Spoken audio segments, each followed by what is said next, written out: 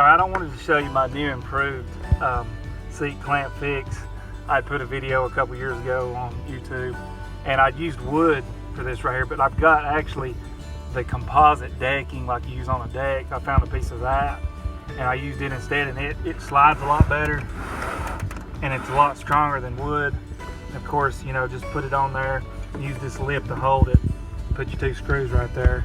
You know, it's self-explanatory. I got that on both sides, and I just wanted to show it to you guys because it really works good. I noticed a lot of people use straps and stuff, but this allows you to slide, and like I said, it works. It's really strong. So just wanted to share that and let y'all see that. Thanks so much for watching.